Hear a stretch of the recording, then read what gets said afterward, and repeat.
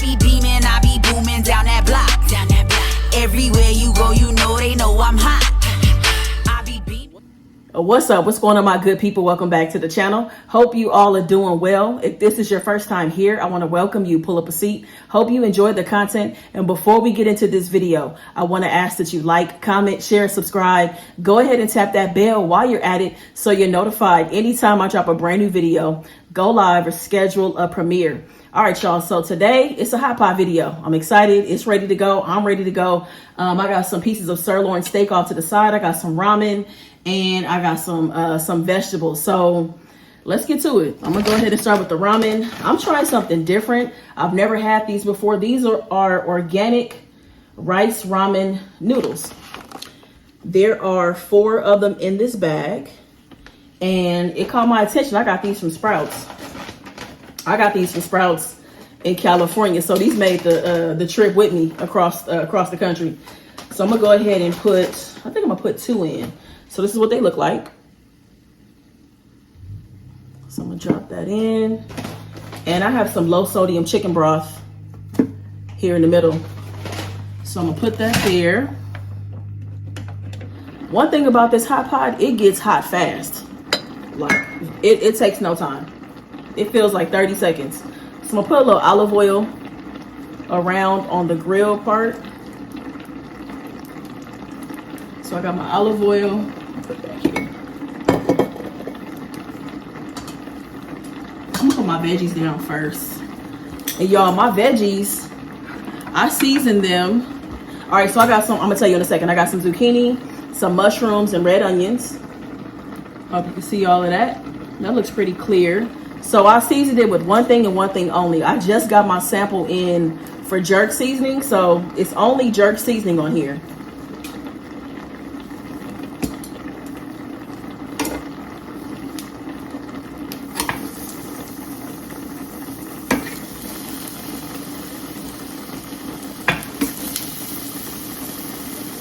That jerk seasoning, it smells so good. Like I said, I got the sample today in the box. As soon as I opened it, man, that flavor, man,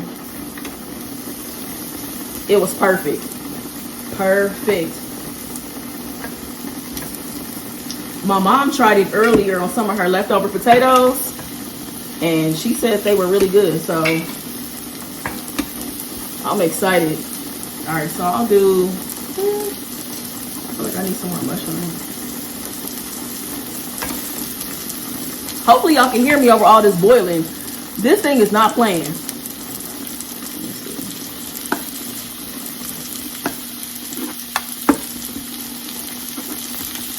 right, cool.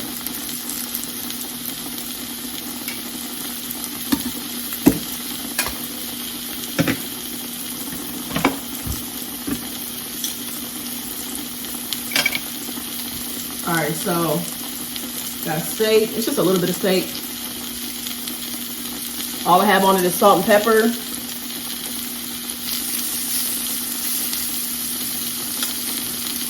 This steak should cook pretty quick.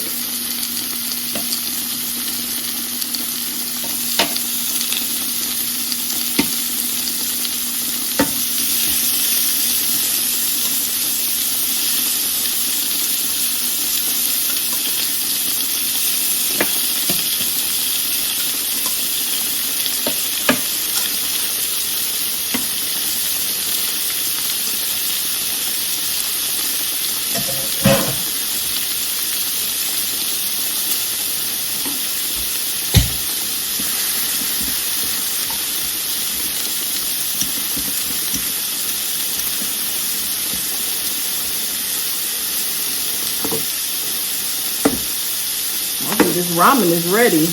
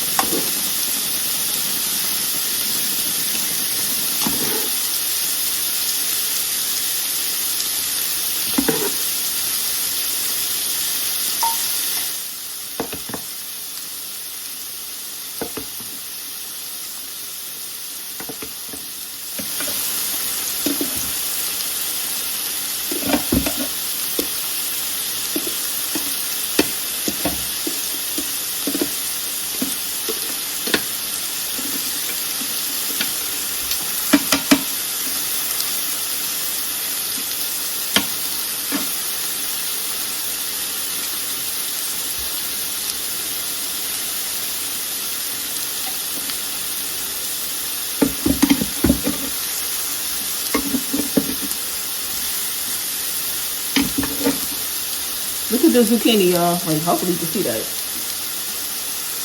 Just grill it up nicely.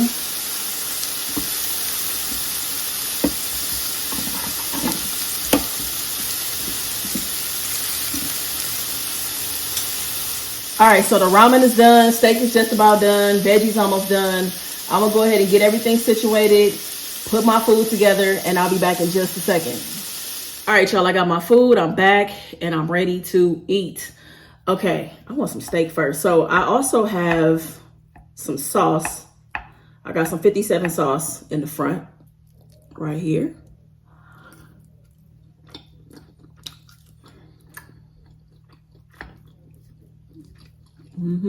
Sauce is good. I really like it. I've been asleep. I'm glad I finally got a chance to try this. Super good. All right, veggies. Some of them are really charred, and that's how I like my vegetables. Y'all, I put nothing but jerk seasoning on these veggies. Bomb.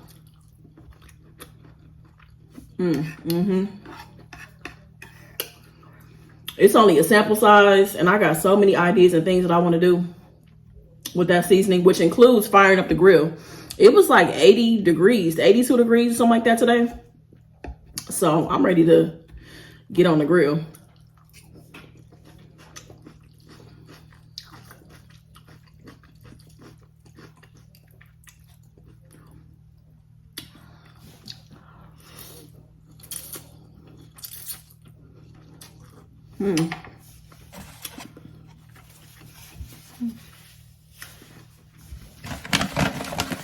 Pretty good.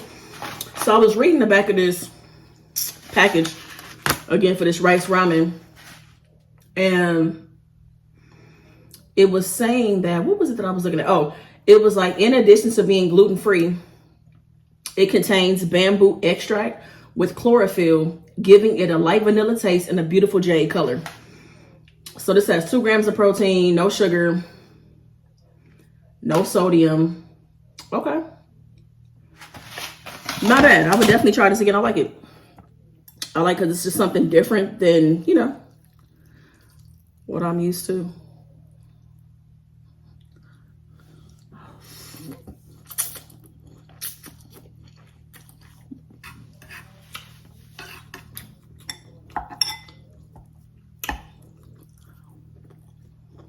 Look how charred this one is, y'all. Super charred.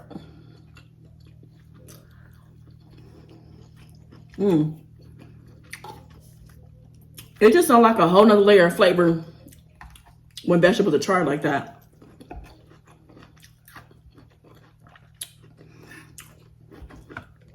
I'll put some veggies in the ramen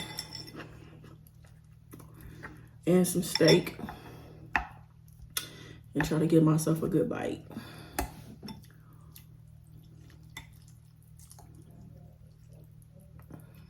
Ooh, that's a good bite.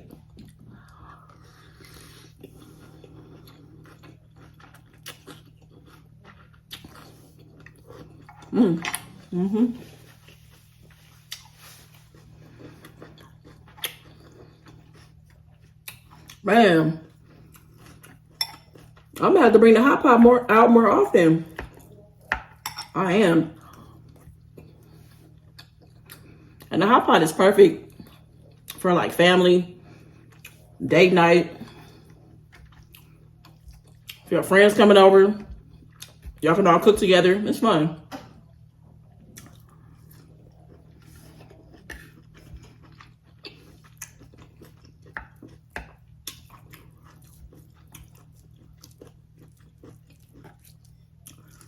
Ooh, I got extra sauce on there. Woo! Y'all, it is almost time for me to retire this bun. On Tuesday, I'm going to get my hair done, get my hair washed, get my ends clipped, get my hair flat ironed. I haven't had my hair straightened in a long time. I am so excited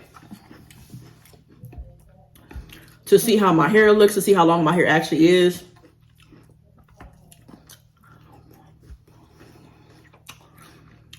I'm gonna bring y'all with me.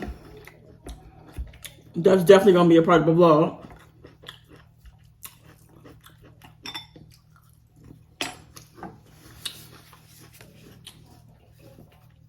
This is so good. I'm just hitting the spot. It really is. Because what's funny is I made chicken quesadillas the other day on live, and I still have some chicken left over. So I'm like, I'm gonna make that. That's easy.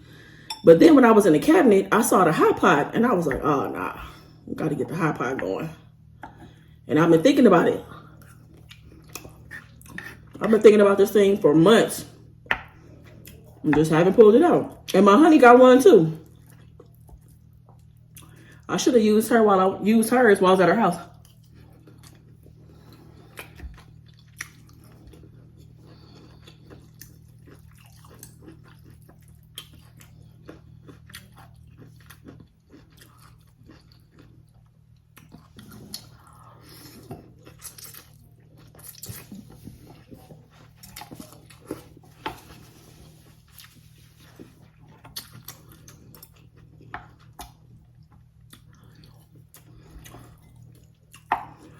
So, of course, my setup, I think, is going to change.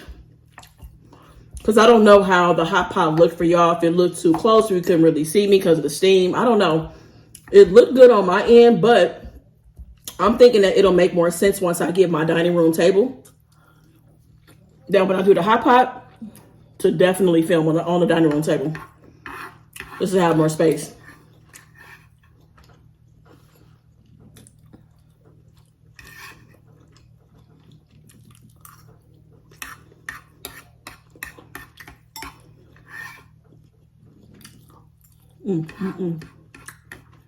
So I don't really have a topic today, but there is something that crossed my mind while I was chopping the vegetables, getting ready for this video. And I figured I would share. And it's about trusting yourself.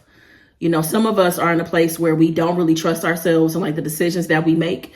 And I've definitely been there. I'm not there now, but I've been there before in my life. And I want to say that me not trusting myself was an extension of people pleasing. You know, I was so caught up prioritizing everybody else and their needs and needing external validation that it resulted in me not trusting myself. And I'm really glad that I'm not in that place anymore. This is also not to say that, you know, I don't bounce ideas off of, you know, me and my mom, we have a brainstorming session, or, you know, I ask my honey her opinion about something. You know, I know how to make a decision and stand on it. And I'm okay with my decisions and the things that come along with it, you know, be it good or bad. And I just wanted to talk about that, you know, because I think that when you don't trust yourself, it can also cause you not to trust other people. So, yeah, I want to talk about that. And you might see me looking off to the side because I wrote down some notes because it just crossed my mind. I was just jotting down real quick. So I want to make sure that I get to all of those the talking points that I wanted to make. So I feel like that. So for me, it was people pleasing. That's why I didn't trust myself. But I think that we can get to a place of not trusting ourselves because of mistakes that we've made in the past, or just people beating us over the head, criticizing us, knocking us down, being negative. Like that can really get to you and get you to a place of like not trusting yourself. So if you are somebody who is rebuilding, you know, the trust that you have for yourself, I'm just going to share some of the things that worked for me that got me back to a place of like, I'm confident with my decisions. I can stand on whatever it is I decide to do. And feel good about that. So I want to tell you what I did. So one of the things I did was that the first thing I did was to free myself and forgive myself for all the things that happened in the past.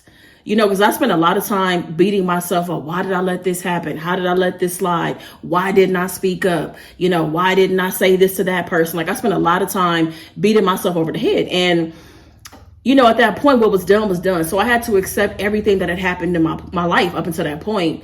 And I had to just free myself of it. Like, and it took time. It didn't take like one day. Because first I had to figure out, how do I forgive myself? How do I free myself? And I just spent time with myself, just really reflecting on life and just accepting the things that happened, you know. So that was one thing I did. Another thing I did to get back to a place of trusting myself was I started to set goals for myself. They started off as small goals. And, you know, I felt so accomplished and proud of myself once I, you know, check those things off my list. I did this, did that, did this. So I started with small things, and eventually I moved on to bigger goals. And then once I finished those medium-sized goals, I moved on to even bigger goals. So that got me to a place, and it got me to a rhythm of like, I trust myself to figure out what it is that I want to, what my goals are, number one. And then the second part of that is I got to a place of just trusting myself to follow through.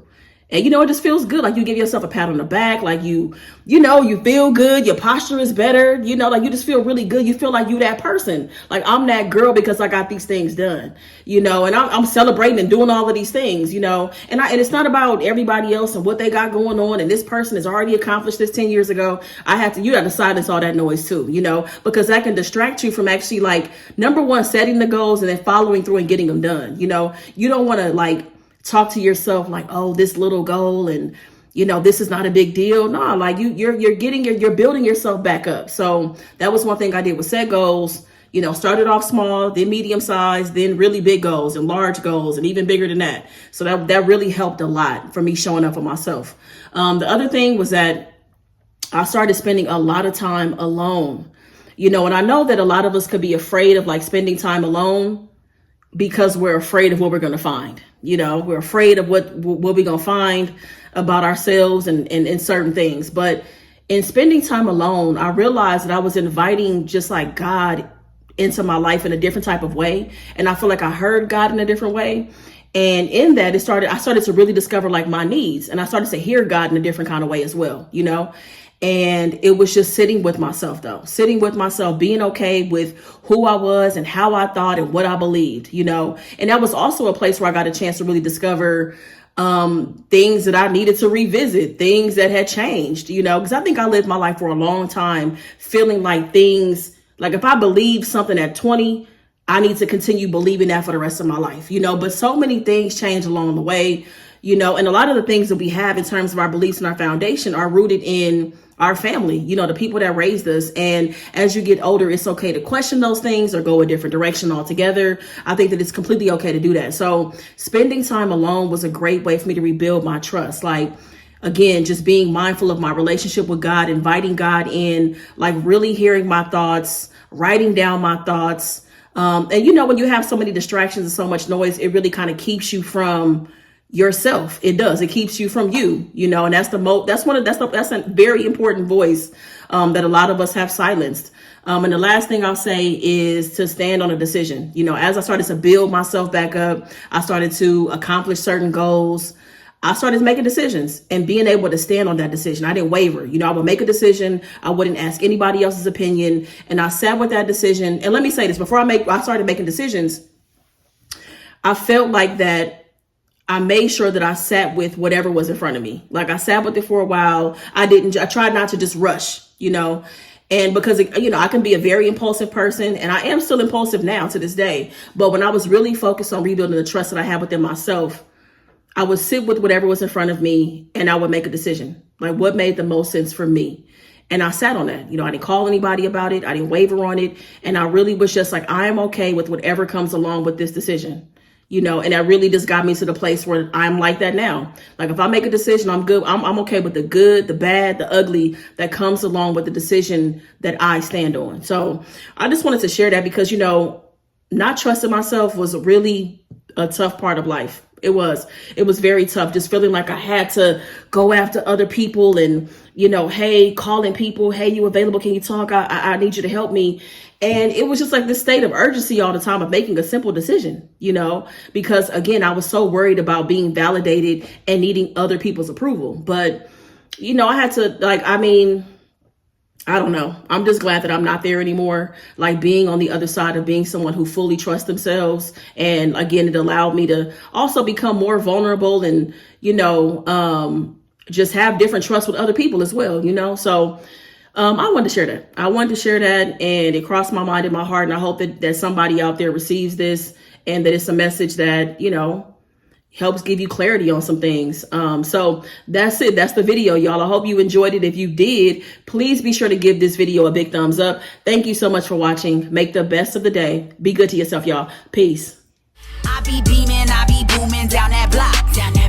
Everywhere you go, they know I'm hot.